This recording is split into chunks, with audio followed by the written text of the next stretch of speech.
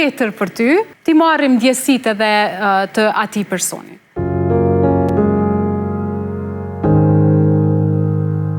Po shkruaj për Rovenën, se e kam pak larg, por jo. Çfarë them kështu? Ajo është në tokë shqiptare, në mes të shqiptarëve. Sytë e mendjes time shkojnë për të parë shumë, shumë larg, vetëm unë e di, e plot emocion e them. Bebja ime e parë, që s'kishte aso kohë as emër, por për çudi as sytë s'po i hapte. Donte akoma gjumë, por unë u shqetësova dhe plot ëmbëlsi i thira. Hapi sytë e zezë, moj, vargje të një kënge që ti rovi, do t'i këndoja aq bukur më vonë. U rrit rovi, që tani më kish një emër, me sytë e saj të zinj e flokët kaqorela të zeza. Jam unë përsëri, si çdo nën, që do të zbuloj më shumë për ty, rovi. Jo më kot të besova, të mësoje disa vargje që i krijova enkas për ty, por s'ishin pak. 50 vargje dhe ti ishe veç 5 vjeqe.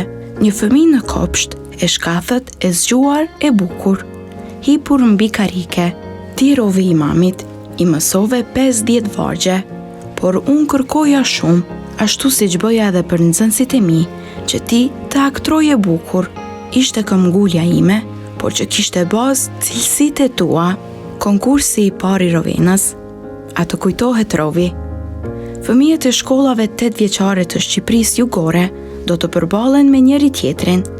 Rovena, vetëm 5 vjeçe në atë kohë, i rëmbeu juris 15 pikët e mundshme. U nderua Fieri, unë dhe vet ajo. Kështu u hodhën themelet tek një talent që tani më se njihja vetëm unë. Ajo dallohej në shkollë për rezultate të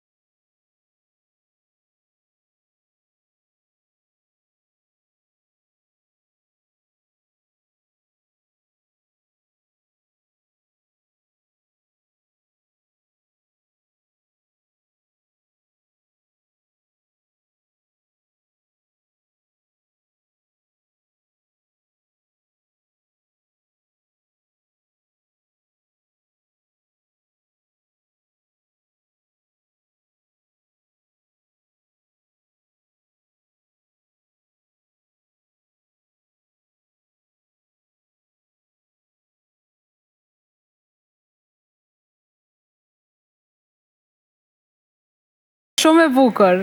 Ajo shkruan shumë bukur, është dhe shkrimtare për ndryshe, përveç se mësuese gjuhë letërsisë.